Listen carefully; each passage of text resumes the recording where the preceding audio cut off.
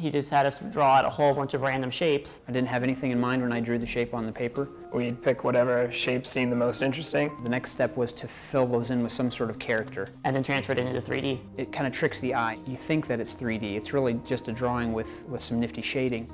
We all did some interesting characters. Like, for example, I just had sort of a weird boot shape thing with a weird circle coming out of it, so I sort of turned it into chicken in a boot. Mine just happened to look like ear, hat, and nose, so I just worked outward from there. It's two-headed, and the arms move. Actually, they share two arms, and then they each have their own mouth. For 2D, for things like value and like lights and darks, all that, there aren't any. It's all a two-dimensional picture, so that all has to be invented. With 3D, it's a little bit different. Like, instead, you have to think how it will play off of the 3D thing you're making. It helps them identify a strength. It helps them develop that strength so it's really very strong, something to be proud of, unifies it in the portfolio. They may think they stink at things, but in fact, let's find what you're really good at. Even someone who's no good at all, in a way, quote, I can find something, we can develop it, and show them how it can become good. The aesthetics of it came completely first, at least for me. After I just decided what on I wanted to move, then it was all mechanics from there on out. Oh, I had like no idea what I was doing. Dennis had to like hold my hand through some of it.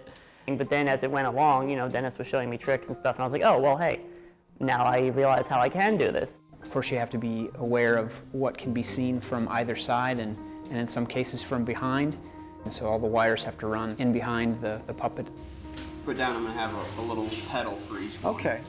You might want to do just a simple base at this point. Drill a hole in here so that it sets on top of there.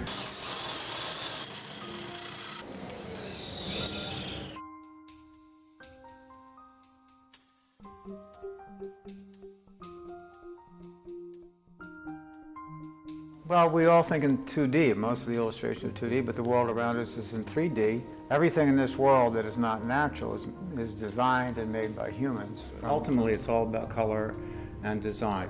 As far as I can take back to my 2D illustration, one of the bigger things is like actually going back to the values.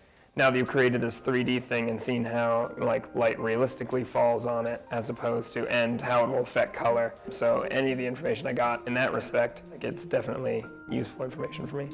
What I see really important is the building of models. So if you need a photo reference of something, and especially if it's something in your imagination, if you can build it, then you can take reference photos from 360 degrees around it and have that kind of reference to go by when you're doing your drawings. You know, I mean, obviously I had a lot to learn, but in the end I discovered how to turn the sketch into 3D. The point is, you never know where you're going to end up, especially when it's directly creating something, which is really what illustration is. They have become a different kind of thinker and a person who sees things in a very different way. And they are highly inventive and highly creative in terms of solving problems.